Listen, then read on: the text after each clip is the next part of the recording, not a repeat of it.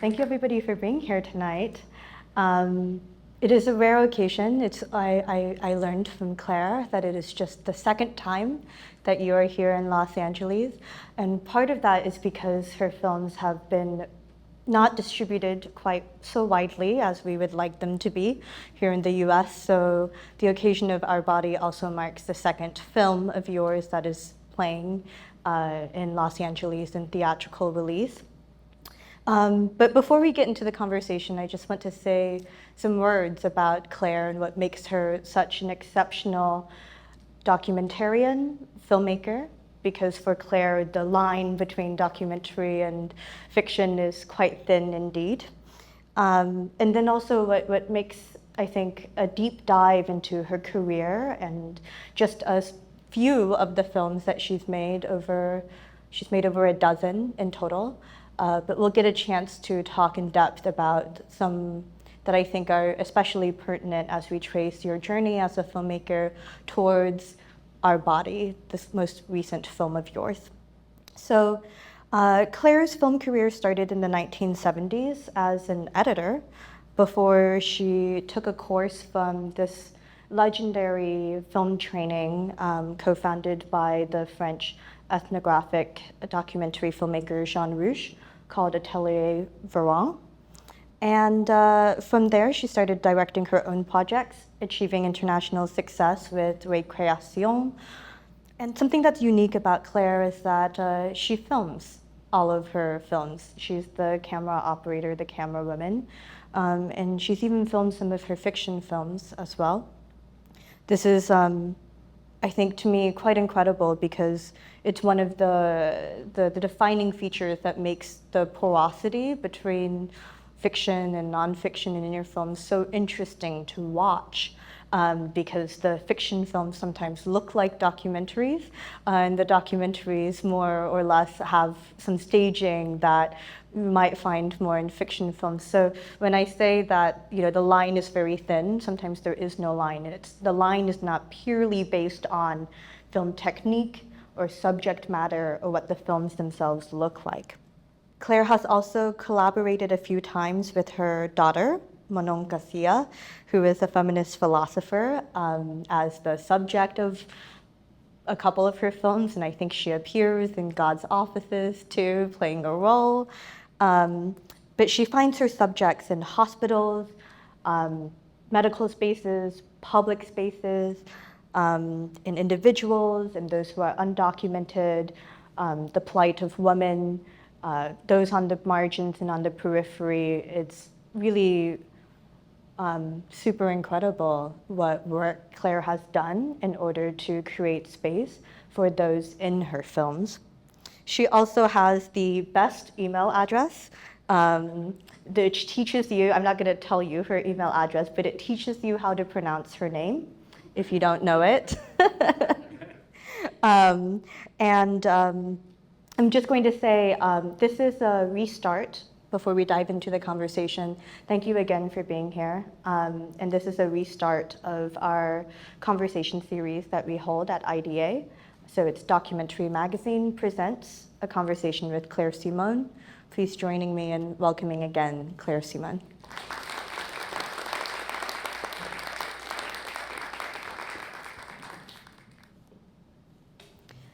So I'd like to start at the beginning. And I'm curious, you had, to my knowledge, you had edited or been on the editing team of a couple of fiction films. And then it turns out, as we discussed over dinner, you made some short films, and through one of them, you were connected with Ateliers Varan. But I'm curious, most of the time when we start working on the back end of films as crew members, it's not so obvious that one decides to make films of your own. So what inspired you to pick up a camera yourself? Oh, I wanted to do that. That's why I was editing. I thought that editing was a very good school.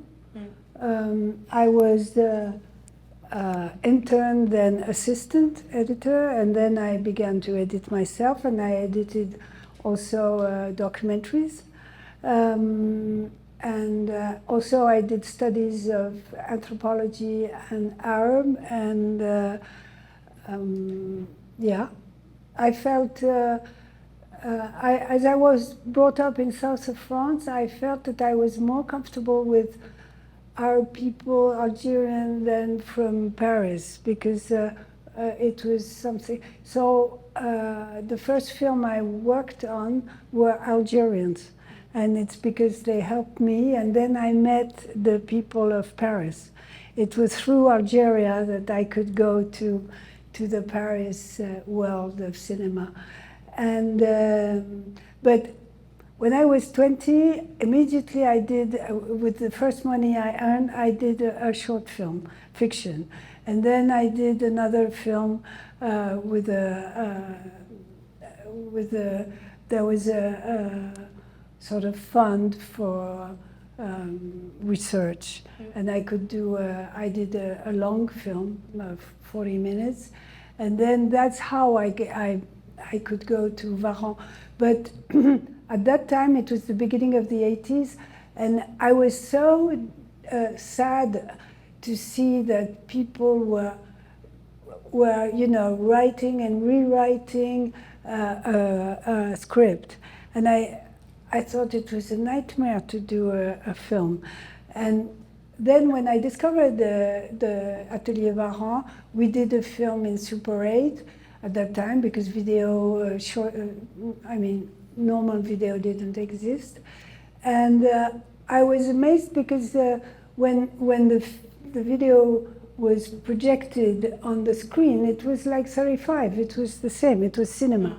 And so I felt very free that you can make a film with just an idea.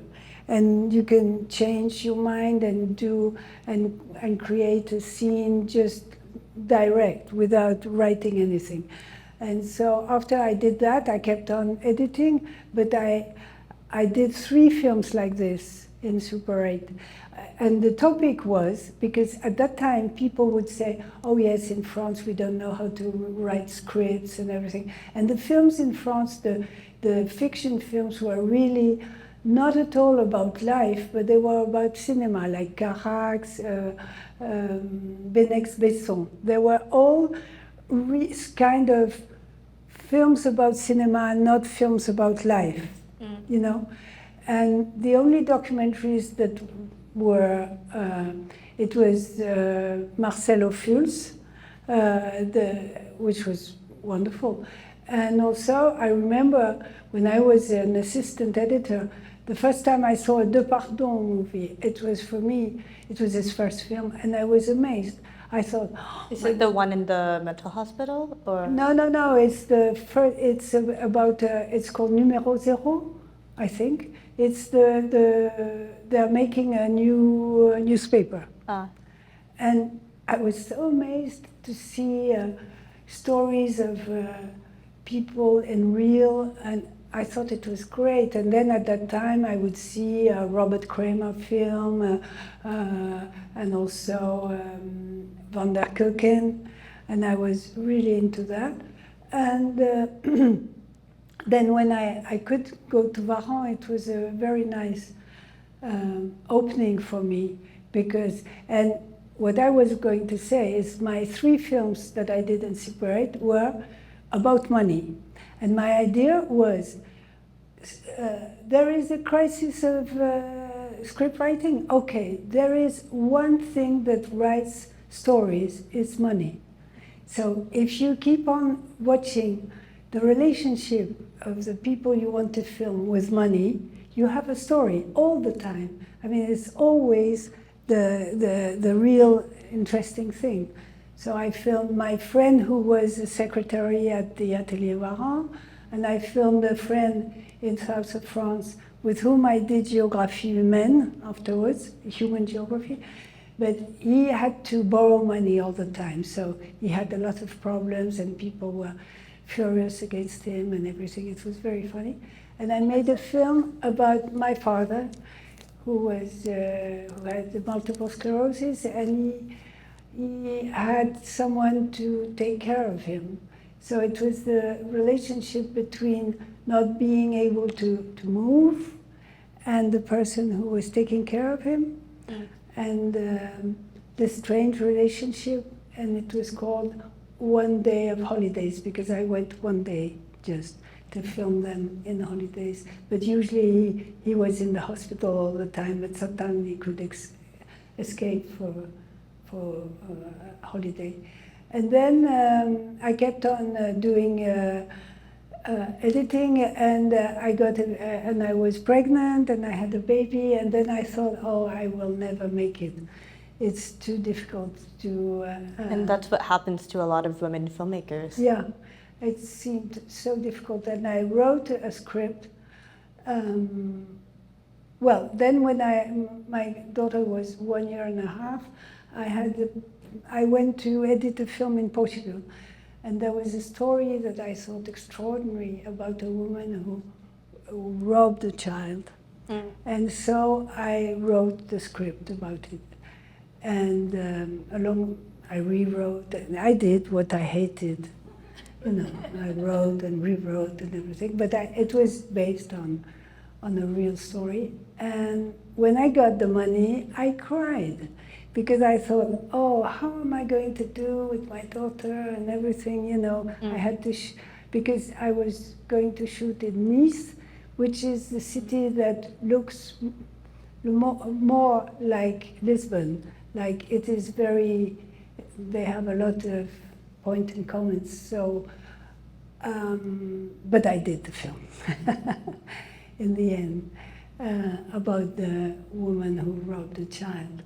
And because I thought it was an extraordinary crime, and it's very ancient, it's archaic, it has been for centuries, but it's a crime of love in a way. It's not a crime of blood.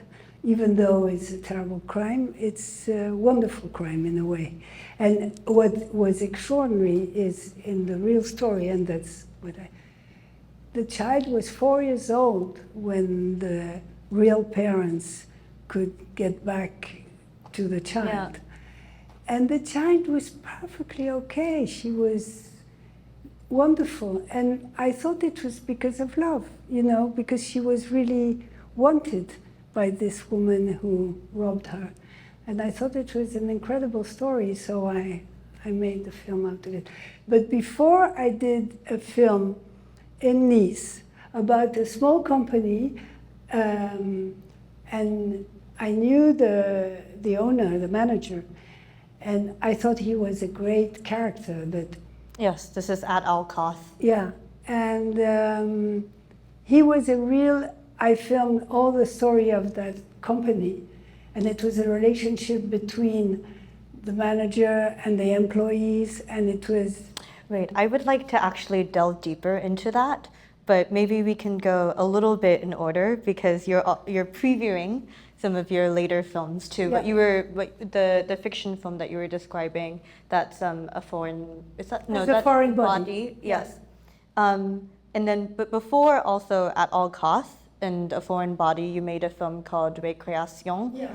And you mentioned your daughter. Yeah. Your daughter is in Récréation. So Récréation is a film that takes place only in the Récréation, the recess time period between classes in a French kindergarten. Yeah. And it's only with the children. Yeah. You're filming from very down below, so we're at their eye level. We're totally immersed in their world. The adults only appear on the edges of the frames, and they're the people who are sweeping up after the children's games. There's a devastating scene where there's a young boy and girl who spend such a long time building a house made of sticks, and then the teacher just comes and sweeps up all of their work immediately afterwards. So it's about play and imagination. Before we get into it, I think we're going to just play a short clip from it so you get a sense of what it's like. Yeah, thank you. Yeah, I must say, I'm sorry I went very fast, but what was so, the thing was, the first time my daughter went in that school, I thought, I looked at the courtyard, and I thought, oh my God, if she can manage this, she can manage everything. You know, it'll be okay. And then I went with her, and I was always hearing incredible stories. I was watching the children, and oh my God, it was really tragic and everything. And I remember she said, it would be really nice if you worked at the school, you know. It would be really nice if you had if you would be a teacher at the school. And I said, look, I'm going to work at your school. So this is what, so we're going to watch a scene towards the end of the film. Qu'est-ce que tu racontes? Tu vas y arriver? Allez, moi j'essaye. Allez, moi je me fais d'ici. Regarde. À ton âge. Viens, je vais te montrer. Viens. Va me montrer. Tu vois, regarde, tu fais ça et hop. Allez, à toi maintenant. Allez, donne ta main. J'ai peur. Vas-y, Nathalie. J'ai peur. Myriam, regarde-moi. Regarde. Je sais même pas si c'est comme ça. Regarde. Regarde-moi. Donne ma main. Non, pas comme ça, comme ça. Ah, c'est fastoche. Elle est là. Écoute. Myriam, elle est plus petite que toi, elle y arrive. Allez, vas-y, saute jusque là. Non, pas comme ça, comme ça. C'est vous, je saute. Allez, saute. Yeah, you don't have the whole story. You Takes don't a long know, time. because I was going to say, because yes, so there's an end to the scene, but the suspense in this, this is kind of the last chapter of the film is she going to be able to jump? Yeah. And it's wonderful. I'll tell you afterwards if you would like to know how it ends. But just know that Claire's films, to me, this is kind of emblematic of them. No matter how brutal what we're watching on screen is, there's kind of this triumph of the human will that it ends up showing through. So that's my hint towards what is the end, but it kind of has one of the best freeze frames that I've seen in recent years. So I'm actually very, very curious to hear you talk a little bit more about the filming process, because as we see in this clip, the young girl Miriam, I believe, sometimes she's looking at the camera. There's quite often in this film, the young children are looking at you. So I'm curious, what was the relationship between you? Because with your lovely intro, you were not their teacher. They were doing things in front of you that I would assume that they don't do in front of their teachers. So how did you work with children at that young age who don't really understand what a film is? They did understand. I told them I'm not a teacher. I'm not going to forbid anything. And I will only intervene if blood comes. You're laughing, but there are some scenes where I was waiting for the blood to come in the film. And once the blood came with my daughter, but she had, the blood in the nose, so it was not bad. But and even I remember a child who ate some mud in front of me to see if I was going to, and I said, it's your problem. It's not mine. I'm not a teacher. But there is a scene where they spit and they make a competition between the different spit. Yeah, and how long can the spit roll down the slide? Yeah. And the little boy, he was very nice. He was watching me and he says, she's going to film us, right? And they were doing the competition between the different spit. And Of course, it was very interesting, and I didn't. So they understood. I explained to them that I was an old child. That me too. I went to the kindergarten and played, and then I made a film to understand how they played, and that's okay. You know, young children, they understand. If you're telling them that and you're doing that, they believe you and they're right. I mean, it's true. So, yeah, I was doing that. And what was amazing and that I liked so much, I was alone and I had the mic on the camera, but they are looking for stories that work between them. And that was the thing that I liked so much. You know, they were like scriptwriters. You know, what is going to work? You know, and they try any story to see if there is one that is working. And you see them workshopping the different Yeah. stories. Like, for example, the scene where the boy and the girl are building the house. They do many scenarios until they find the one that they kind of agree on. Yeah, and like the first scene, he says, "I'm a hairdresser," and then he says, "No, I'm a cop," and then and they change all the time to see what is working between them.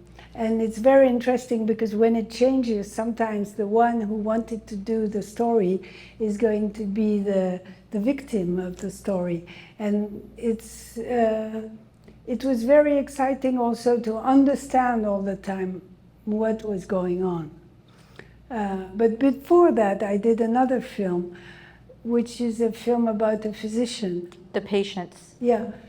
Who was a friend of my father. And it was really there that I got freedom because I rented a camera and I went there 2 days a week when my daughter was not with me, but with her father. And then I really did the film how I wanted, because I was always scared that someone will explain to me how to do the film and everything. And I learned a lot about framing and doing all this in the patients. And then in Récréation, I was always thinking of the editing and thinking, okay, I keep on shooting, but I will cut here and go back there. And I was, you know, thinking of that all the time.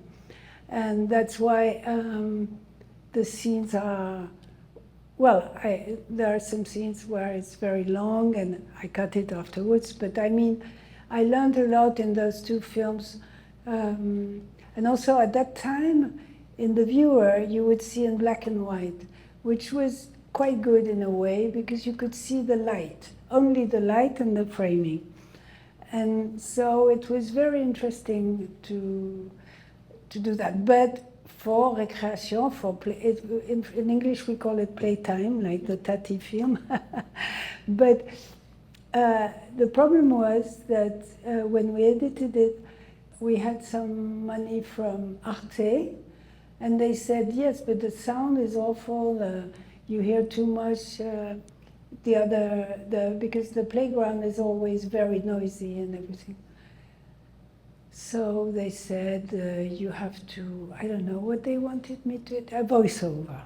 They wanted me to do a voiceover. So I said, no way, I'm going to dub it. They look at me as if I was crazy. And I said, no, but that's okay. I will take the scenes and record.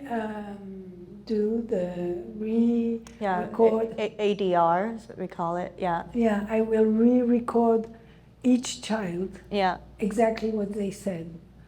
And we did that. So we went to the courtyard when it was empty, which with each child of the sequences we had edited. And we did a very big work, but it worked well. I mean, and for me, it's incredible because the ADR, you're working with 3 to 5 year olds. And so they're acting, they're playing when you're recording them in the first place. And this is actually why I really enjoy the French title of the film, because it's a pun in a way. It's recreation, but it's also recreation. Of course. Of their original play, and it's play again. And they were very good, and they understood, and it made them think that really I filmed them, and it was not for nothing, and that it was a real moment, and they were going through again, like this scene, every child. And it was wonderful because the sound engineer, I lived quite close to the school, so we were going back to my place, re-listening again and again and again some parts, and then we understood, oh, she says that. So we go back to the school, we get the girl, and we ask her. We never showed them. I made them listen, but sometimes it was, I don't think they really recognized themselves.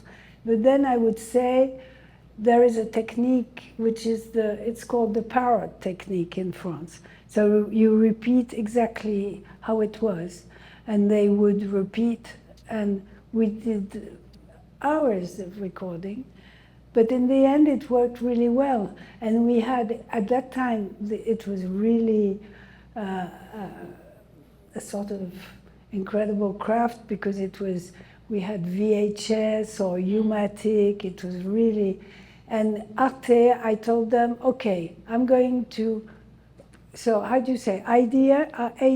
ADR, I think it's additional dialogue recording. Yeah, and they had, and I said, look, we're going to do it for one sequence, for Alexandre, the boy with the sticks, and we had witnesses. I had a witness, and they had witness, and and we did it with nothing. I mean, we mixed it like with nothing, but it was all redone, the text, and we showed them the sequence with my witness and their witness, and they looked at the scene and say, yes, it's very interesting. Do you find something special? No. And it was okay. So they said okay, and I did it for the whole film. So it was a huge work, but it was very important for me that people would understand that the children were thinking, that they had words of their own, and that those words were very important, very precise, and that they meant really things. That it was not, stupid chat of children. They really were thinking, they were saying things important, and I wanted that to be really possible to understand and to see what they were saying. Like when they were, this little boy who always lied on the ground, so another one came and walked on him. And so all the boys, they took him and they were saying, do you know who is the strongest here? It's me, it's not you, and everything. Do you know who is the strongest in this neighborhood? And I felt I was in a movie of the suburbs, really tough. Yeah, the way that I frequently describe this film to people is that it's Lord of the Flies, but in a French playground. I'm going to actually use that to move on to At All Costs. So this is it's a catering company in Nice, run by a man I just learned from this conversation, your friend, named Jihad. Jihad. And which is one of the most common names in the Arab world, and of course in the US after 9/11, you don't see a lot of new babies named that anymore. Yeah. But this film, to me, it's quite interesting because it is not only your friend, the manager and the owner of this catering business, but all of the employees. Of course. And I feel like it's the same way with Création, with all of your films. There is this insistence that every single person who is on screen can be the focus of their own story, a story strong enough to carry significant parts of the film. So in this film, the catering company is struggling, and scene by scene, you see the managers and also all of the staff doing everything possible to try to save the business, to cut costs.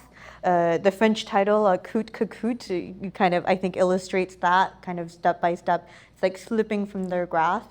Every moment I think that it can't get any worse. It gets worse. Soon they lose the office, and then, you know, so on and so forth. And to me, what's incredible about the film is that nobody gives up, ever. No, it was very strong, yeah. They would do, there is a classical salad in France with Roquefort, which is a very good cheese that probably in America you don't like because there is moisture in it, but it's very good and we like it. And they would say, we do Roquefort salad without Roquefort, because Roquefort was too expensive. But it was, they were doing it with so much taste and everything. It was very beautiful. And this idea of, he was the manager that understood, you know, you have to be a good commercial, you have to go in the big supermarkets to show that you're strong and everything. So it was really the idea of a group of people who were mainly immigrants, and that they would do the, you know, the capitalist idea, and they would do it really well. And of course it didn't work. But you know, like in starting companies, like, I don't know, 70% of them collapse. Yeah, in the first year or something like that, yeah. So it was this. But it was really very beautiful to see the contradiction between, because it was a kitchen and an office.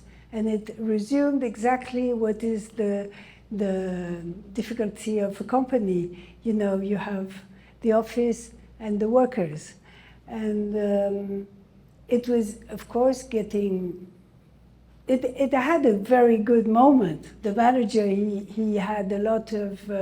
They seem to have a lot of accounts and clients, like they were distributing in grocery stores and things like that, yeah. And then the company couldn't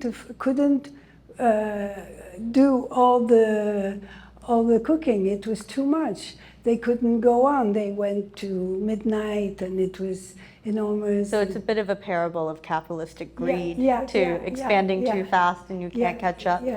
Yeah. To me, this is the other interesting thing about your films is that even when it's something small, when it's as small as a playground, but also we can see in the stories of the children something about the entirety of society. Also here we see something about success and wanting to succeed, and then also clinging to a dream that's dead. You know it's dead, but you still believe in it anyway. Yeah. Like the psychologically, like I've understood a lot about what drives people through watching this film. Yeah. It was really, it was very, very strong. I liked it. I liked to do it. It was because the film was the sort of only place where they existed as human beings. Because, of course, when the company collapsed, everyone was making fun of them. But the film was not.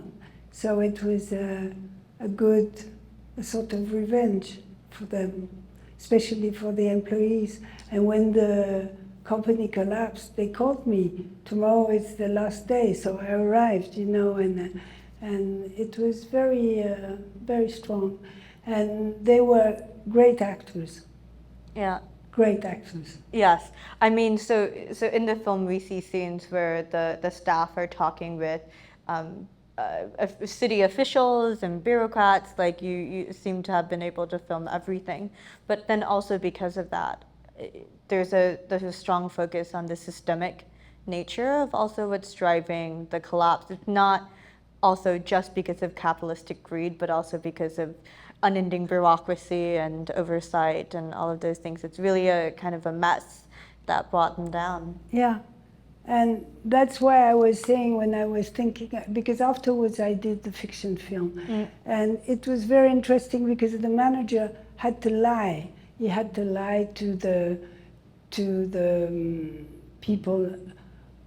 He was buying stuff to make the food, and he had to lie to the employees. And of course, the character of the fiction film, the woman who robbed the child, she was lying. She was lying. And so it was a very good study for me, how I filmed this guy, how I could see what he was doing and everything. It was like if he was the same character, more or less, of the girl who, because she didn't want to rob a child. Someone said to her that she was pregnant, and she didn't say no. And then it was, the whole story was coming like that. So I had the feeling, I had written the script before, that filming Jihad was like filming her. You seem to make films in pairs a lot, where there's some ideas that kind of you pick up again in another film.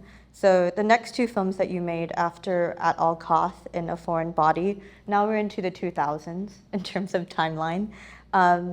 Romance, 800 Kilometers of Difference. This is the one with your daughter, Manon. And Mimi are both, we now shrink the focus to a single person or a single relationship. With 800 Kilometers of Difference, it's Manon and her boyfriend, and you also. And then with Mimi, it's you and your friend Mimi Chiola. Yeah. These are much more films where you are directly interacting on screen. And I'm really curious in terms of the preparation for filming something like this. So these are, after the fiction film, these are again 2 documentaries. Yeah. And there's so much storytelling, especially in Mimi, which I consider a masterpiece of a film. And the film appears to be one very, very, very long walk between you and Mimi, walking all throughout Nice and even up into the mountains and the villages overlooking the city. But I know you filmed much longer than that. So I'm curious, what were sort of some of the things behind the scenes that you used to set that up? Because she was a friend of me and my friend at that time, and it seemed that she had a cutting room in her head. That each time she was constantly saying. She tells fabulous stories, and Yes. it's a little bit unclear to me whether they're true or not. Oh no, that's true. They're all true. Well, she's a She's an amazing woman. Yeah. oral writer. And this idea, it came from, I thought maybe I would do a fiction, but I wanted to do a fiction. But then I thought, before doing this fiction, I should take her in her city and bring her to places that I knew. I had filmed 2 films in Nice, so it was the 3rd film, and wait for a memory that would come immediately when I was filming. And it had to be true. It had to be that moment. And so I was filming her in that place or that place, and I knew I had bring her in places that even she didn't know in the film. But the idea was with a sound, with something, with someone passing, she had a memory that came up. And so we have the story that she's telling on what we see around. And of course, I had some ideas before that I took her in some places on purpose. And so we understand that it's the big story about how her father died because he was hungry and things like that. But it's really about evocation. Each time she sees something or she hears a sound, and it brings a whole story. And so we have the picture of what I am filming and Mimi talking, and it's all sync. It's not made up afterwards. And what she thinks out of the real, out of where we are. And the strongest moment for me was because at the beginning we don't know, she's telling stories, and especially stories about her father, and who died during the war because he was so hungry that he robbed a lemon, and a German soldier saw him, and then the other one, he had a friend that went into a mine and died, and he went to the hospital, and he was so hungry in the hospital, someone gave him some bread and he died. And it was all about being hungry because and then we go to a sport place, a big stadium, and people are running around and there are tennises, and she says, oh, I've never been here. And then suddenly she remembers that she used to see this woman who would go to tennis, and she was so impressed and everything, and you understand that suddenly, and she explained that she was in love with her. And it comes like this, and then you understand that she's gay, and she loves women, and everything comes like that in a place where she has never been, but little things are bringing the memory, like there is a boy who is playing with a balloon, and it makes her remember the sound of the footsteps with the high heels in the courtyard. So it's all about evocation. So you gave her a prompt and a task that you did over filming her. Well, the idea was not cheat about the memory, because my dream, and it didn't happen, that it was all in disorder, that it was not, and in fact she went from childhood to adolescence to adult age, and I hoped it would be all mixed. But it didn't happen. But she was already narrativizing it in her mind. But it was very, very interesting, and because she was like telling the script, and I was filming the set. Yeah, I'm actually really curious about what it's like for you when you're filming, because this film, Mimi, is the one where I feel your embodiment the most. I can feel that you are walking alongside her. I can feel that because she is talking to the camera. Yeah. And in many of the other films, it's much more in the cinema verite, observational vein. There's something happening on screen, and you're there filming it.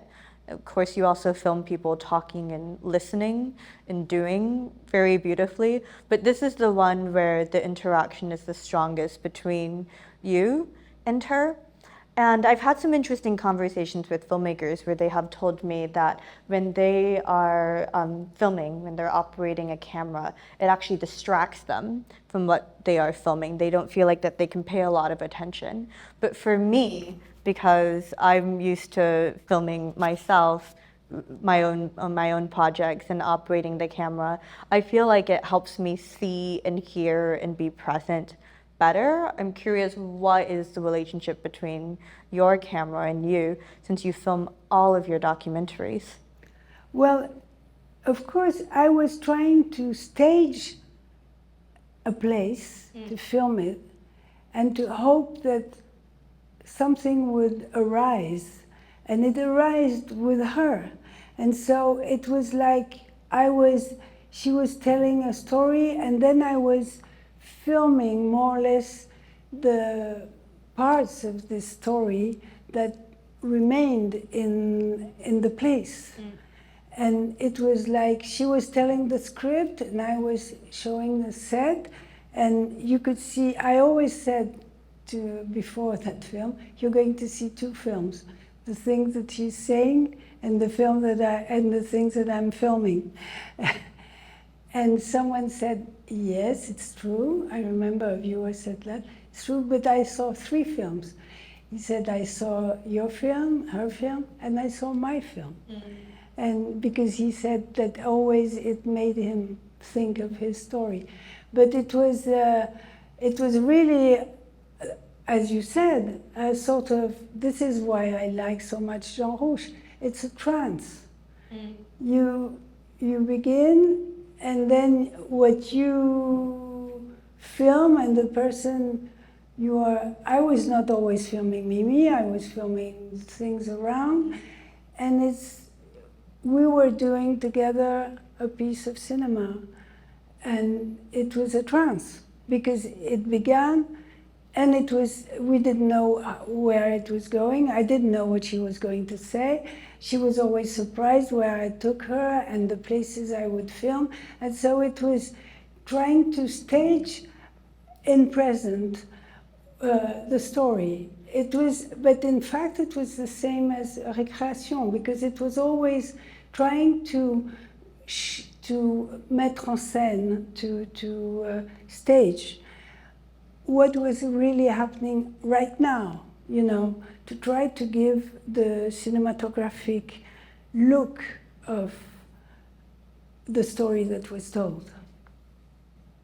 I'm going to move on to, then you made 2 fiction films, Sabpool, On Fire, and God's Offices, and then you made another pair, it's a real pair this time, 2 films in the same place, the North Train Station, Gare du Nord in Paris, which is the fiction film, and Human Geography, which is the documentary there. But I'm going to skip past those, but I think maybe we'll have time to come back to talk about 2 films, The Woods Dreams Are Made Of, and then Young Solitude, together as a pair. Both of them feature stories of loneliness and things like that. But these are kind of much bigger films in a way. One, geographically, The Woods Dreams Are Made Of takes place in the Vincennes forest, which is quite large when I looked at it on a map of Paris.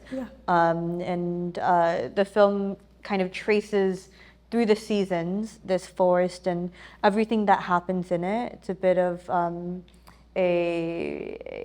mapping of the park, of the forest, but also it's ethnographic, and that it shows us all of the activities that happens within it, and then because of that, a microcosm of the world, and also it's contrasts. There are people who go to the park, to the forest, to come together and to celebrate. And there are people who go into the forest to escape and be alone and to hide and all of that. And then with Young Solitude, we have a film that is more heavily workshopped than your other documentaries. I read an interview where you said you were curious, especially about the subjects of Young Solitude, because people said that they felt pity for some of the people in The Woods Dreams Are Made Of because they were alone. So that inspired you to really think about solitude and being alone. And so I'm curious if you can talk a little bit first about Young Solitude and it's my understanding is that, so Young Solitude takes place at a high school. And you were hired to make a film about the high school, and then this sort of came out of that. Yeah. How did it all happen? Well, it was 10 students of a class. It's nearly towards the end of the high school, 1 year before. And it's a class of cinema, but they were all part of other classes. They just met in that class. And I was hired to do a short film with them. And so I met them and I said, okay, I have not written, I was supposed to write the script. So I said, before I write the script, I want to interview each of you and let's talk about something that we can all think about and I had an idea, not at all what happened, but I said, I propose you a word, solitude, and we talk about that. And each of them, and I went through a day that was absolutely amazing because I was sure it was going to be stories between them and their friends and everything. And it was only the parents. And everybody hates their parents, as one does when you're a teenager and can't wait to leave their parents. yeah, and they had all, like among the 10, there were 7 that had separated families, and it was, and they hated their parents for that, and they talked about a lot about their loneliness in the family and everything, and it was very strong what they told me. Yeah. And the other thing was that I was helped, like one was talking and 2 were helping me with the camera, the sound and everything. And so we did 1, 2, and then they changed. And then they would say, can I stay? Can I stay for the next one? Mm-hmm. Because in fact, they didn't know their stories. And so I realized that they were so interested to know their own stories and they didn't know. So I edited that day, what I shot, to know them, to understand. And then I came back and I said, you said because it's true, they were saying incredible things, beautiful things. And I said, I think that we could do something that you would talk together, because you seem very interested in the story of one another. So why don't you talk between yourselves about your stories? And so the high school is a place where you go to class, but it's also a place where you're happy to find your friends and talk with them. So I used that and I was only telling them, you and you could talk there. And that was all. And then they would talk and they would say incredible things. I thought I was amazed by them, by the beauty of what they were saying and the way they were saying it. And I filmed for how long I could. And then it was finished. I had all my time. So I asked them if they were okay to film for a weekend. So we filmed what they were doing the weekend. Yep. And it was very moving for me. I mean, you have an incredible ability to understand people, but also to create a space where the people in your film feel comfortable revealing things. So there's everything that the students, the teenagers are saying in Young Solitude. And then also going back to the wood dreams are made of, you find some people who are trying very hard to hide away. Like the woman who is living out of a tent and she doesn't want the police to find her. There is a sex worker who tells some very stories of how she's able to do her work in the woods, things like that.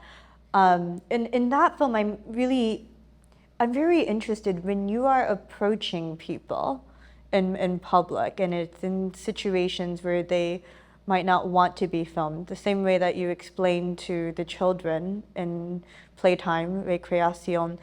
How is it that you're approaching people? How do you understand why people might want to be in a film? Well, because their life is very interesting. Yeah. Because what they do is very interesting. Because I explained to the people in the woods that I thought that the woods was the place of goodness, that everyone went there. It was a small goodness, but it was sex, sport, dream, religion, anything, but you go there to do what you think is best, apart maybe from the sex worker, but she could do quick money and things like that. And so each time I explained to them why I was so interested in what they were doing in the woods, and they were convinced. I had a great chance with the sex worker because we really got along so quickly, so well. But we looked for her for a long, long time. Yeah, so you knew of her already. No, but I mean, we met a lot of sex workers. Okay. Because it was impossible to do that film without a sex worker. It's a real place where they work and everything, but it was also the cruising for the gays. And it was the same, I explained. And so my theory is, with them, I am an intern, you know? I am like someone, they always say, if you want to be a real gay, then you come with me and you'll see what it is to be in the forest. Yes, there's a lot of people demonstrating what they do in that film to you. Yeah. Yeah, they explained to me Yeah. what it would be if I was a sex worker, what it would be if I was a gay cruising, what it would be if I was a cyclist. It's a sort of, it's very nice, this idea that I could be an intern for me. I mean, And to learn. yeah. Yeah. And that's how they explain, they tell me, but it's very beautiful because always you have the deep story of the people, what they are into. And most of them you don't know their work, what they do, but you know what they're doing in the woods. And that I loved very much, that because I was brought up in south of France in the forest, I mean far from the village. So for me it had a very strong feeling. I was really well in the woods, you know. I really liked it a lot. And but there were so funny things like the fishermen who would come with their tent and everything as if they were in the mountain, and they arrived in the metro and they spent the night on the lake, and they go to McDonald's to have something to eat, and they wait all night as if they were in the mountains. And I thought it was so nice that people were inventing their own stories, like the guy who has the pigeons. You know, people are very creative and they make real worlds, and I am absolutely interested in those worlds. So in between The Woods Dreams Are Made Of and Young Solitude, you made a documentary where the people, the students in that film are actually not able to articulate because of the system that they are in. They're not able to articulate their stories. This is, to me, it's the film of yours that gets compared to Frederick Wiseman the most, which maybe says something about the way that the filmmaking also focuses on the rigidity of the system that they are trying to enter. This is your only other film that's been distributed in the US, The Competition. And so we've heard a lot tonight about Claire as a filmmaker, but Claire is also a longtime teacher in the field. For a long time, you were at La Fémis, the French state film school, and I believe you were one of the only female faculty in the directing department, and I know you fought hard there for changes, so on and so forth. And you left La Fémis in part because you wanted to be able to make this film and to show the entrance exams of the school really from the inside. Yeah. But what is different with Wiseman is, of course, that I'm filming and he's doing the sound, but also there is a story. As in his film, it's never, the time doesn't exist in Wiseman films. And this is, on the contrary, there is the beginning, all the students arrive, and more than 1,000. Yeah, I mean, The Competition is a competition film because there's various levels that they have to get to. Once they pass one part of the exam, they get to the next one. There's the anticipation in between, And it has a common point with the last film, is that I never follow someone. It's always the suspense and the story comes from the competition itself. And that was, I was glad it worked because there was no idea of we're following the students, seeing and talking to them, and we talk to nobody, and it's just the suspense of the competition that is working, and not a story of a person. It's yeah, and it was, of course, because here you have the right to film an institution. In France, it's much more complicated, and I could do it because the director of the school trusted me, he liked my films, and so I could do it. But we had to fight inside the school to impose this film, and a lot of filmmakers who were coming to work in that school didn't want to be filmed and everything. It was a big battle. But yeah, it was very moving to see those young candidates who were, you know, attacking the big castle and trying to get in. And that was my real commitment. That was what I liked. I liked those young people who were not accepted, didn't, but they wanted to go in the castle. And I thought that that was all those schools and the competition for schools and not to ruin your life. That was a real, actual story of young people. Yeah, yeah. What's incredible about the film is we not only see the three different stages of the competition. There's a written exam, there's a oral interview, and then there's kind of a hands-on lab test depending on what department you're applying to. There's different, like, you know, direct an actor, different tasks for them to do. And then after the task, we hear the jury, the instructors debating amongst the candidates and comparing them to each other. Note to filmmakers, this is also what film festival programming and film acquisition debates also look like. And what stands out is sometimes how little the instructors themselves seem to care about understanding the candidates. Their interpretation of what happened is so different. Like, you'll see a candidate do an oral interview, and then when they walk out, then we also get to see the jurors then discussing that candidate.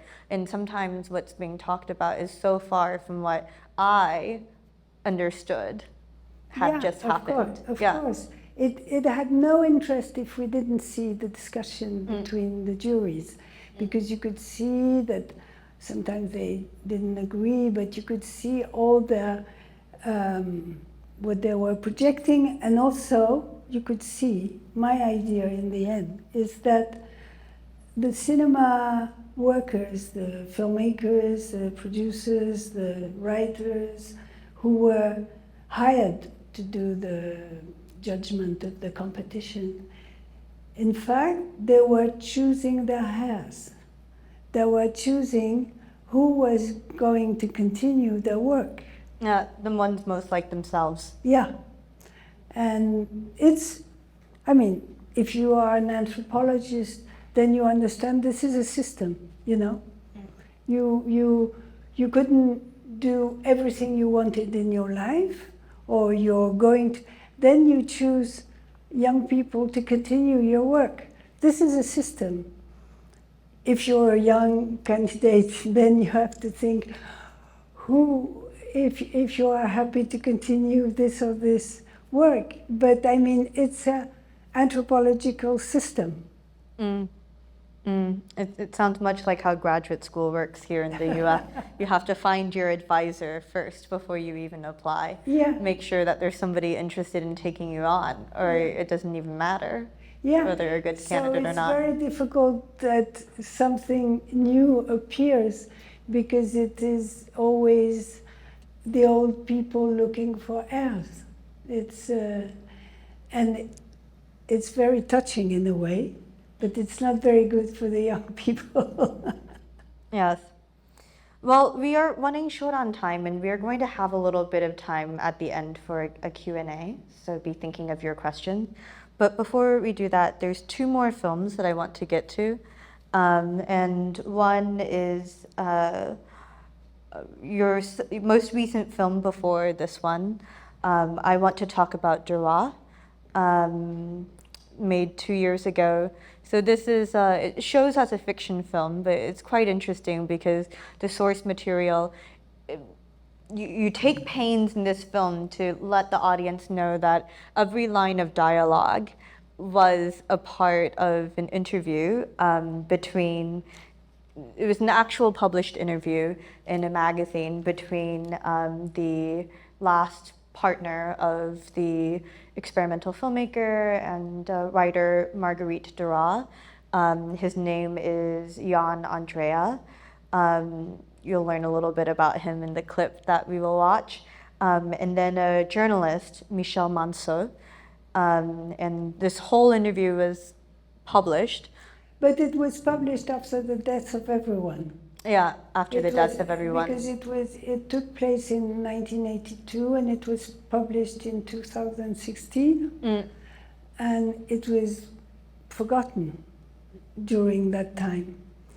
And it's been, when it was done, it had been only 2 years when this man, who was formerly called Yann Lebé, and then Duras called Yann Andréa, and Michel Manceau, they did that interview. And when everyone was dead, the cassettes were were given to the sister of Yann Andréa, and she listened to them, and she did the verbatim, she wrote everything, and it came out as a book with this title, I Want to Talk About Duras. Okay, so I think that's all of the intro that we need. So we'll see, this is now a clip from about the middle of the film, and you'll see in the film, so these are actors, to be super clear, and you'll see them, and you are filming again. Yeah. You're the camera operator of this film and cinematographer, and we'll reconvene afterwards. Quelle était ta part de séduction? Ça tourne là? Ouais, oui.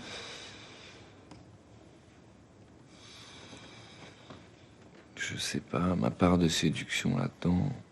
Est-ce que tu as l'impression qu'elle te l'a inventé, ta part de ton personnage? Ou que tu existais vraiment? D'une certaine manière, tu existais, bien sûr. Tu existais. Oui, en même temps, j'existais, mais je me suis senti immédiatement projeté dans son imaginaire. Je me suis vu tout à coup être l'objet de cette passion. Elle m'a donné des affaires, elle m'a habillé, elle m'a donné des gilets, des pulls, des chemises à elle. Elle m'a fait changer de parfum. Elle supportait pas quand je voyais des copains, des amis. Pendant les premiers mois, j'ai accepté tout ça. C'était le bonheur. C'était oui, je pouvais pas dire autre chose que ça. C'était complètement comblant.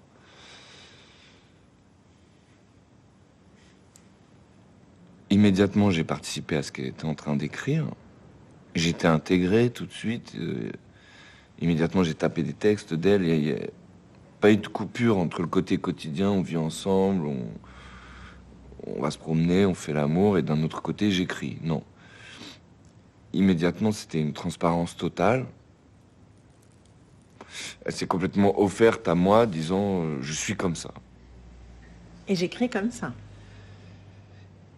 J'écris comme ça, et vous acceptez tout. Et j'ai tout accepté. L'écriture, la façon dont elle était, la façon dont elle est nue, la façon de manger, de se promener, de regarder. Elle m'a tout appris pendant ces 2 mois. Elle m'a appris la façon dont elle voyait les choses, les gens, la façon dont elle écrivait, ses goûts, sa façon de manger. Je suis tout à vous, mais vous devez tout prendre. Je crois pas que je caricature, c'est ça. Vous devez tout prendre. Effectivement, j'ai essayé de tout prendre, de participer à tout. Mais au bout d'un moment, c'est devenu aussi un peu fou.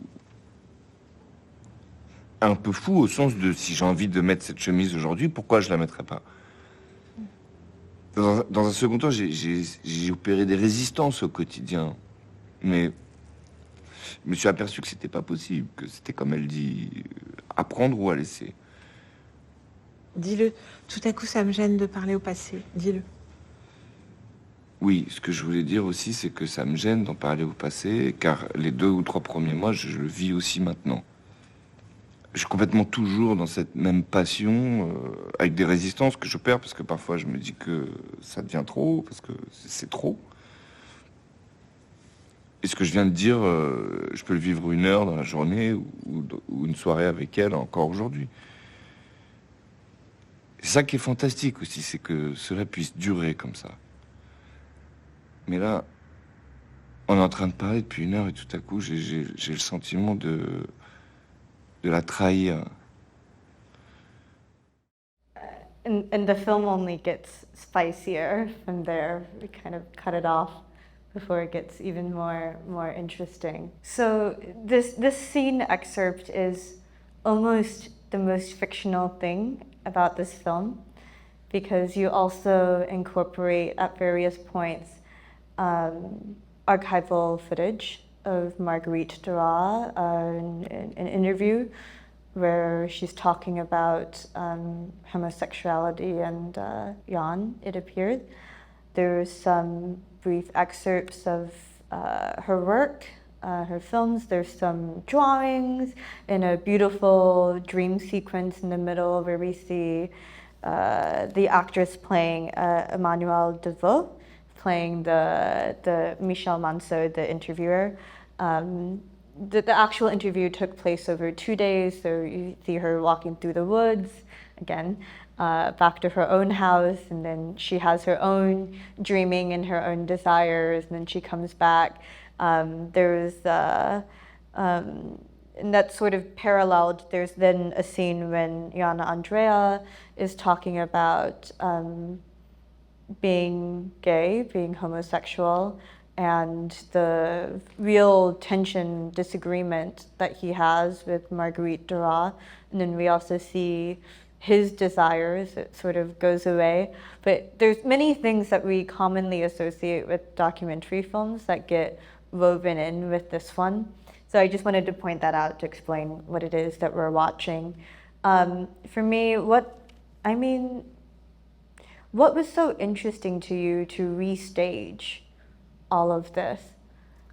Because the text is amazing. Yeah. The conversation is absolutely amazing, and it's a sort of Me Too on the reverse story. Yeah. Because they fall in love and they have like 38 years of difference, but you can see that it's not the point. The point is the fact that he admires so much Duras, and it's a real story. At the beginning, he is courting her by letters and everything, and it looks like a medieval troubadour story, that he's in love with her and she never answers and everything, and then he gets to know her, and they are lovers, and then it turns bad, and it turns terrible. And she has this, he is submitted to her, he is submissive. And what I found so strong about this interview is, of course, the course of love, but also the fact that he, as a man, he was brought up as a boy and as a man, he could say why he accepted this power. He could say, why did I accept this? Because I found it more comfortable, because I liked it. And he explained that, which in stories that we hear now of women who have been submissive to men, like young girls, like in France we had Gabrielle Matzneff, Springora, who wrote that, or the Kouchner story.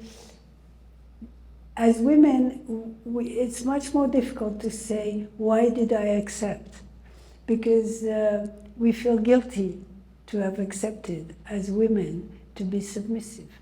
As a man, he could say exactly why he was accepting it, and it was awful for him, but it was more comfortable. And he explained that very clearly. And it's incredible, the lucidity, the intelligence he has about this relation, that he is, in the end, he looks like the Melville character Bartleby. He looks like Bartleby.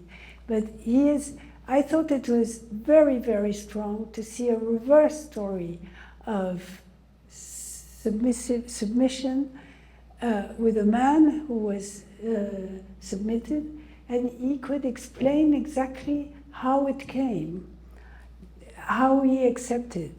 And also what was very strong is that it was, because in France this story was completely despite.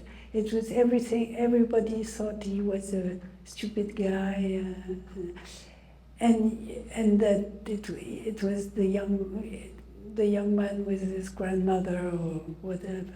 And in fact, you can see in this text that they had a great sex life, that it was a real sex story also. And that's why I asked someone, Judith Fragy, to do the drawings, that the interviewer at night, when she goes to bed, she begins to see the scenes of sex between. Yes, it's almost like doing the first day of the interview unlocks some sort of desire in herself as well. Yeah. And also, what I liked is that it was, of course, I wanted to show that the conversation can be cinema, but also, as you said, there are archives of Duras, but there are also archives that I made of him going to see her, of some scenes. Those are made to look archival, Yeah. but you filmed those. Yeah, the scenes. The cruising, or? Well, but like, the videos. Like when he goes to Trouville, and when he calls her on the telephone, like when lots of scenes that he was talking about. And I made them, those scenes, like when he goes, he gets out of the train he escapes from her, and things like that. And I made the scenes over. And what I liked very much is the idea that this interview, this talking, was another way to make, to tell a story. That it was, I could tell a love story from this discussion with some going out, with parts of her films, part of the archive that I made, and you could see the whole story, and the sex scene in the night of the interviewer, and that it was another way to tell a story. It was not, and especially adaptation, usually you use a text and you make scenes that you think are the story. And I didn't want to do that. I wanted to use really the words and to make what I called a lacking archive. And I think we are very often, as filmmakers in fiction, making lacking archives. I think, for example, The Godfather is a lacking archive. I think that there are lots of films that are lacking archives. And I think this is something that we do. A lot of filmmakers, where suddenly we want to have to see, like there was in Cannes this year, the Procès Goldman. It's also a lacking archive. There are films that we want to do that, and you skipped Gare du Nord, but Gare du Nord is a lacking archive also. It's the moments when you have to show as a filmmaker something that is lacking, that maybe we can read about, but we don't see it.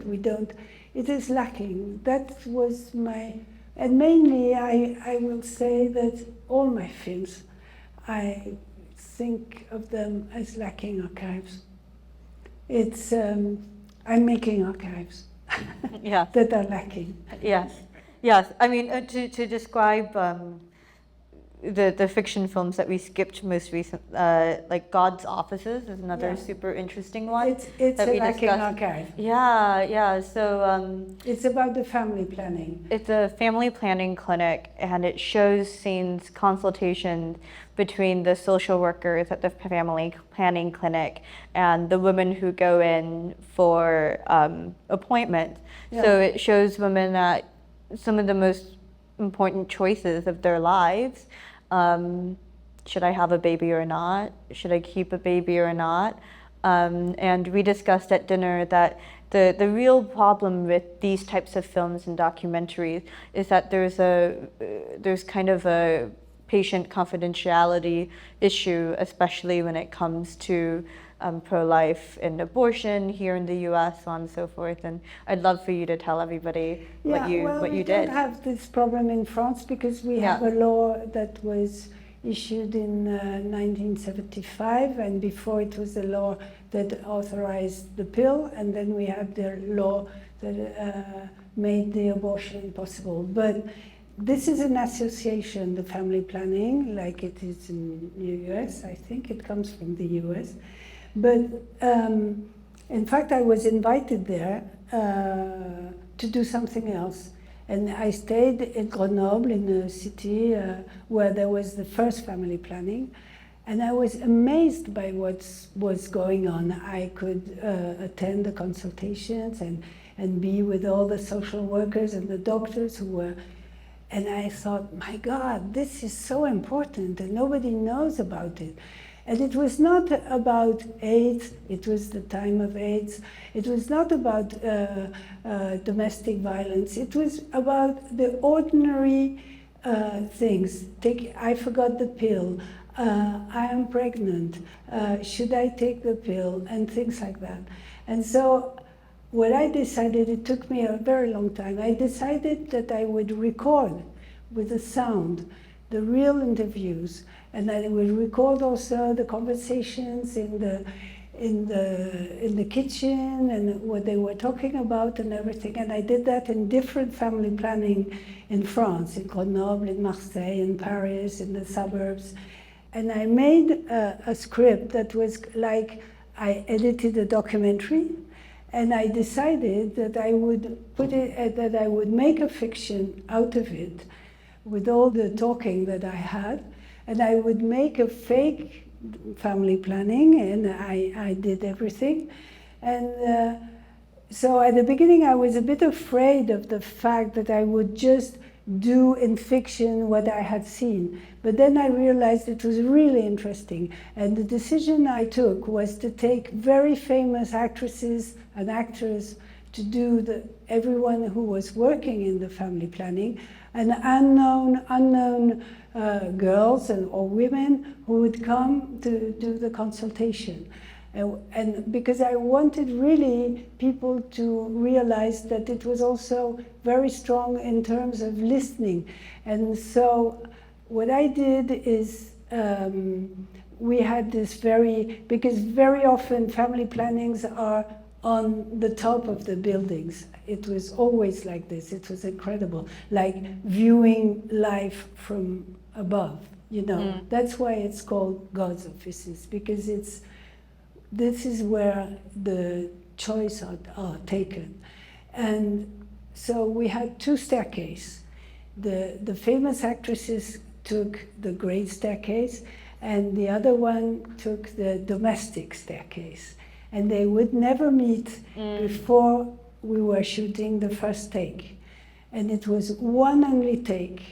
From the moment Nathalie Baye would go in the waiting room and say the name of the two girls or one girl that was coming, who was coming, and then I would film it only in one sequence shot, the whole moment.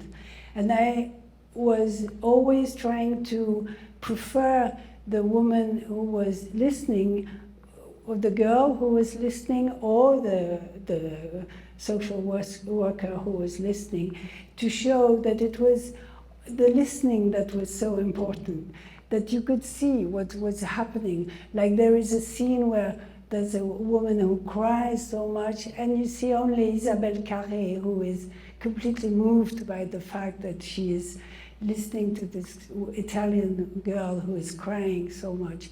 And this idea was to try to find in fiction the real thing that I had seen in as assisting in documentary, the way the listening was so true, and the first, as they met in fiction, it changed everything, and I could do different takes, but it kept on being like this. And I remember Nathalie Baye saying to me, oh, but this scene is not great, I don't know. And then the girl came, she did the thing, and the girl was so amazing, and she cried.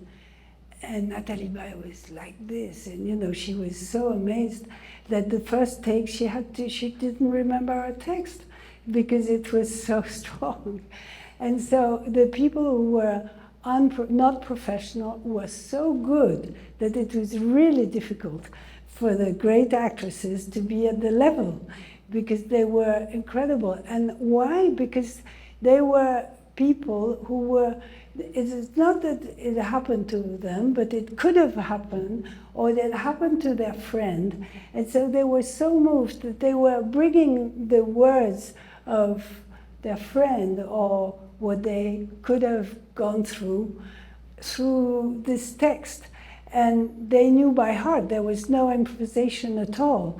And it was very strong, this feeling that all the non-professional were completely committed, and we did a long casting and we worked a lot with the non-professionals, but they were very, very strong. Like there was a woman, a Portuguese woman whose child was 14 or something, and she was pregnant and she didn't want to say, and she was like very late in her pregnancy, like she was 15 weeks or something like that. And the mother burst into tears. And this woman, she came to the casting to introduce her daughter. And I said, okay, but I want you to play in it. And she was so strong because she feared that for her real daughter, you know. And she cried like every take in front of Beatrice Dalle. And she was, you know, like so impressed because it was, the commitment of the people were enormous to each scene, and it was very strong. And so it is a sort of documentary in fiction. I was going to say, the way that you set the whole production up, you're creating encounters in the same way that in Young Solitude, you're directing them. Yeah. Hey, the two of you should now have this moment together. So it's really using a lot of those same ethos and techniques. And then, because we're nearly out of time, I'm just going to say also, what's quite interesting about how you're describing to me the non-actors, as we call them, the non-professional actors, is the sense of kind of civic duty, or this understanding that the story that they're telling, even though they are the ones who are the avatars being filmed, like representing what it is that they're telling, that they are a small part. The story is a part of a bigger whole. It's a part of this kind of bigger society. And to me, that's what really strikes me about your latest film, which we'll all get to watch tomorrow, Our Body, because there's a lot of pain, suffering that we see in the film, some of it your own. And there is this sense that we're watching all of these stories because it's not just the individual stories that we're watching. So the film Our Body, it's Claire returning to documentary, pretty strict documentary this time, no shenanigans that I can tell in the making of Our Body. Everything that you see on screen is real. Absolutely. This time. And but and the way that you first described it to me is that you're going to trace the life of a woman through this women's hospital, this gynecological hospital in Paris. So then when I watched it, I was incredibly interested to see that there are consultations with trans men and women in the film, that it's women of all ages, it's birth, it's death. The woman who is dying is just incredible. And there's this kind of sense that we're watching individual consultation between the patients and the doctors, and sometimes them being treated. But we're also seeing points that really do represent the body of all of us as a whole. It's our body that we are watching. So I don't know if you have any response to that, but we'll wrap up here. Yeah, well, the idea was to do the arc of life of women and to use the hospital as a tale more than to film the hospital. I was really into filming women from youth to old age, going through all the gynecology stories, whether it is having a baby, not having a baby, or endometriosis, or gender transition, or cancer, or any other disease. But as a philosopher told me the other day in Boston, men go to hospital because they are sick, and women go to hospital because they are well, which is, it is normal stages of the women's body. And I wanted to show, because we all know what's going on, but we don't see it.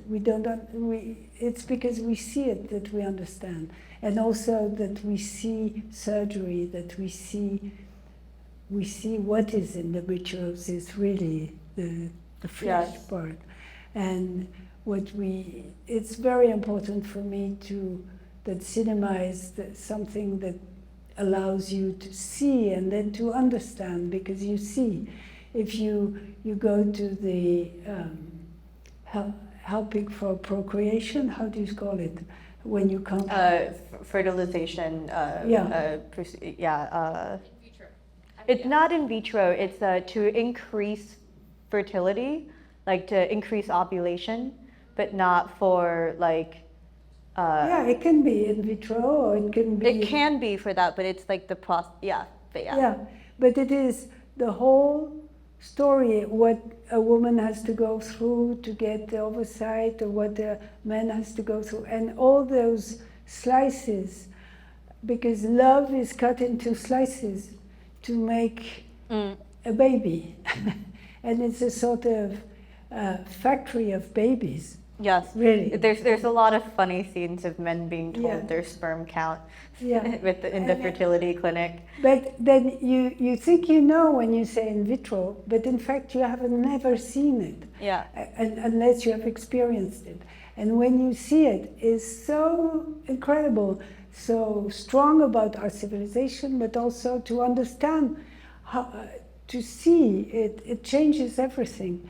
And I can tell you because, and I went through something in the film that you'll see tomorrow, but the fact that I had seen and filmed a lot of scenes before, it changed completely my point of view.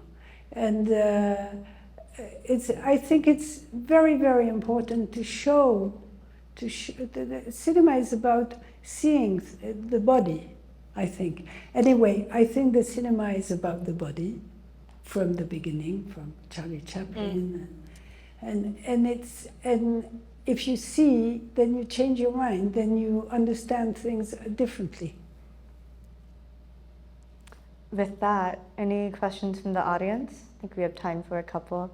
Yeah, why don't you, here, I'm going to give you the mic, yeah. Thank you, and I would like to extend my thank you to both of you as well. This is an amazing conversation, super insightful. And thank you for being here. So my question is, since you have been through so many areas within documentary, I'm a documentary filmmaker, so it's going to be more specific to that. What are some skills that have served you well within the documentary form, either like as an editor, as a director, or when you're operating? What are some things that for you have been useful, either to keep in mind or to learn how to handle?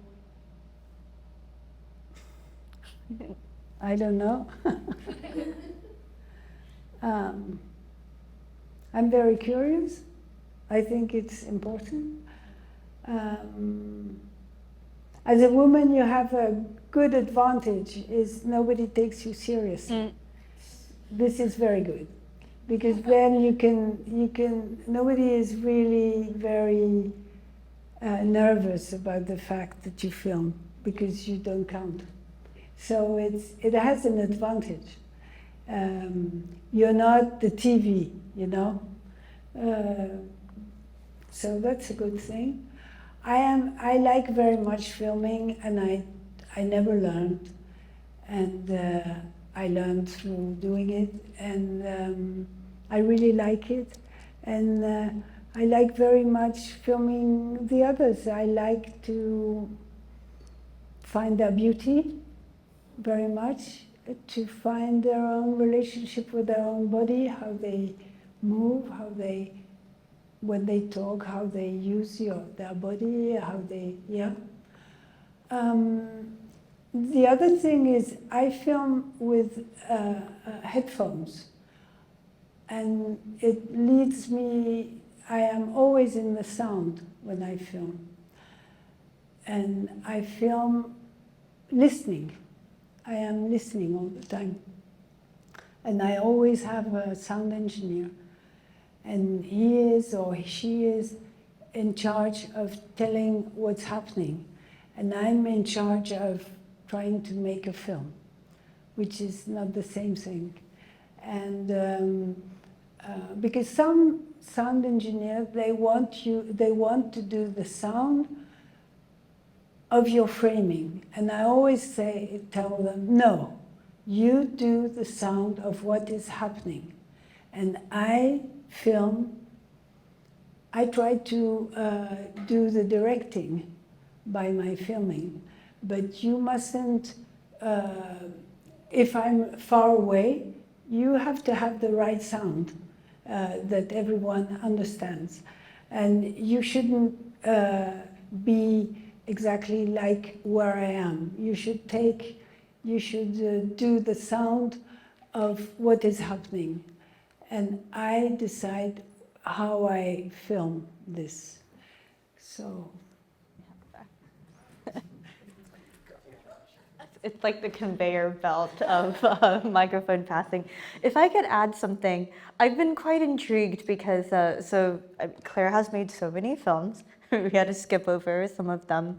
But you also seem to be very creative when you get funding or a commission for one project, to be able to turn it into a creative documentary, no matter what the source of where the money has come from. You've made TV movies, and then I'm thinking most recently of The Village, which is both a documentary series and also a feature documentary. So you seem very, very creative, and maybe it's from the producers that you work with as well. And we only get the money when I am really completely into the shooting.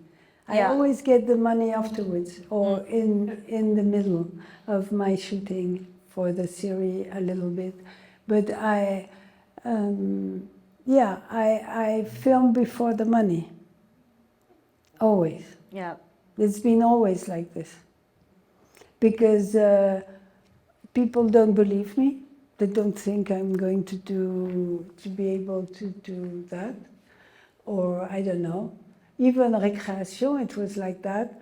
The producer, I explained to the producer, and it was a team of producers, and he said, I think she can do it, but I had no money, and I had to begin like this, and then the money came. So it's always, even Mimi, the money came after.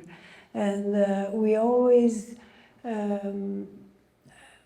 because it's a question of cinema and it's so difficult to explain or even to know what you're going to do. So fortunately, like Wiseman, he's got fundings. He says, 1 page, I'm going to film this big store. Okay, PBS. And I said to the French TV, in America, which is the country of the private property, there is one public TV, and they can be proud of having helped a great filmmaker. What is the filmmaker that you have helped? Nobody. It's true. Okay, I'm going to go, we've got lots of questions. We'll go Mary, and then you're up there, yeah. Hello. Just curious about this tension of the public spaces, or you're kind of picking like a public space, but going into the private. And people experiencing either memories or the space or even birth, death, or whatever, but this tension of the public and the private. And what is it about that curiosity that compels you, that you think that these private stories that people have is worthy? Or what is it that's universal maybe about the private that people do in public or at the hospital? Well, there is a big difference between America and France about this question of public space, because we are a country of state, and public space is very important. Like, I tried to do a film that I'm doing now. I did some scouting in the States, and I could see that, for example, the children in the courtyard in France, they think they are in the public space. And in America, they don't. It's a very strong thing about public space. But for example, the story of At All Cost, it was really a private story that I made public because I filmed it.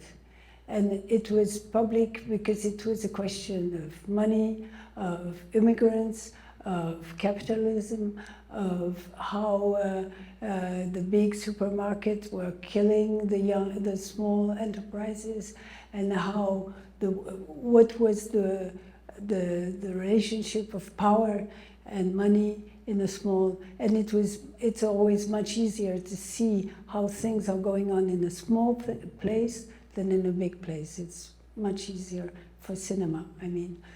So, but it's true, you're absolutely right that I am fascinated by the agora, the forum, the place where the personal stories are coming in a public space. And the woods is like this, and the competition in a way, I mean, lots of places where you see that there are places that people have elected to be for something. Like the woods is for the goodness.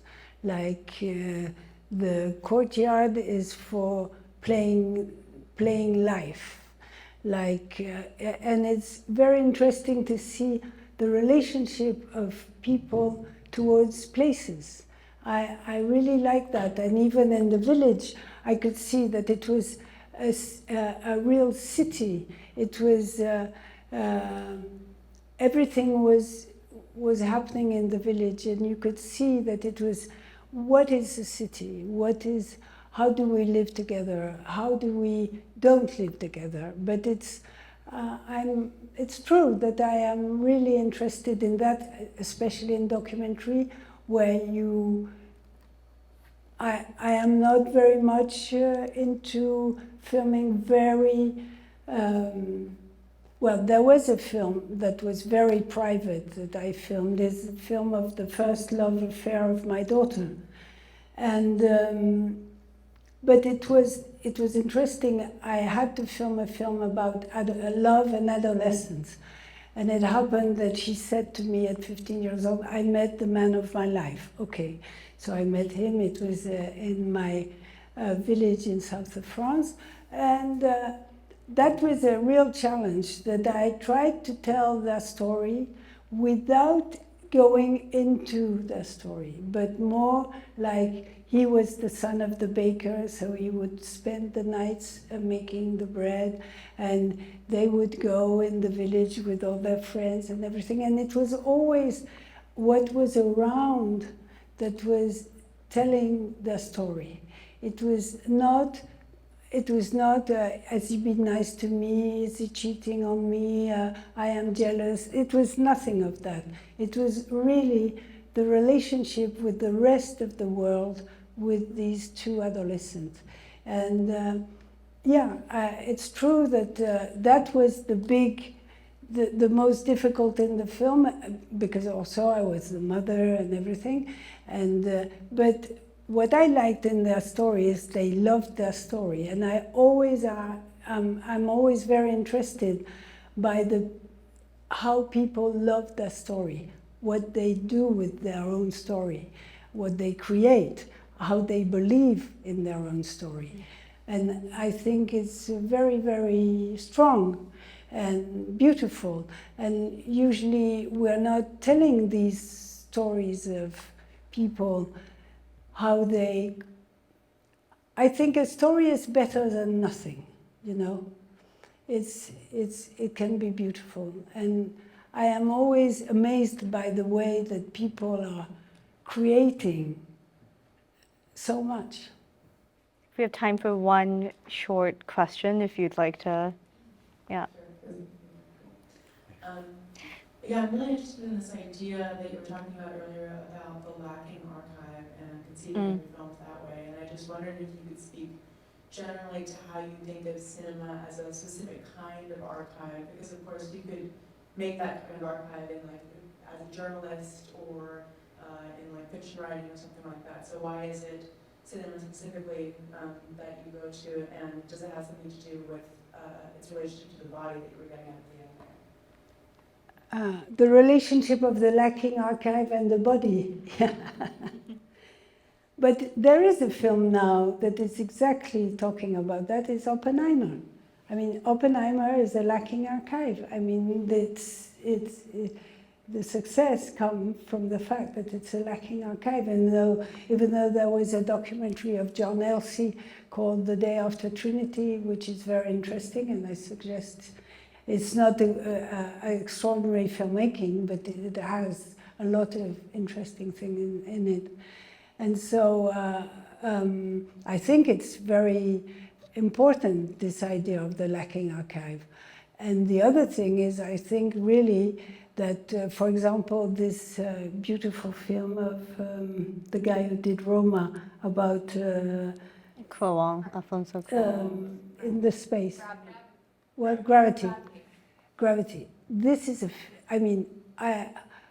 this is a film about the body. It's extraordinary. The interest of the film is how does the body behave in the space. And I think there are so many, I really think that the body is the center of cinema. That Robert Redford walking in the street, he just walks, and you're thinking, what is he doing? What's happening? And everything. And it's just him walking in the street.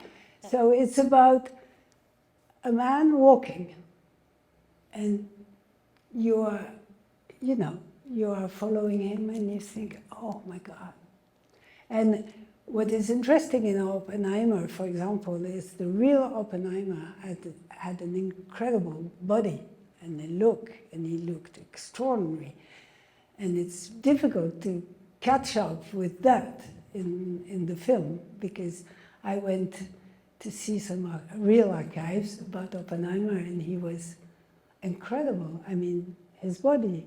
And I really think that also the director wanted something like getting to the body of Oppenheimer. That's why he chose that actor and everything. But I think, yeah, the body for me is really the center of filming. It's, yeah, I'm not very explainful, but I really think it is so important. And for example, Marguerite Duras, who was, when she made films, and she made this film India Song that was very famous, but also very long, and she filmed Delphine Seyrig, and it's quite fascinating. But she said she filmed dead people. That's why they don't talk. It's not synchronized. But that is another way of filming people, is filming dead people, for example. And it's quite amazing. And he talks very well about that. Yann Andréa, the filming of the dead people in Indochina, and the memories she had. And the memories she had made her make a film about dead people. And yeah. Well, I think that's all the time we have. Maybe you can stay after a little bit if Vic's going to come up and say hello. Yeah. Thank you to have yes. listened to. I don't have anything else, but thank you very much.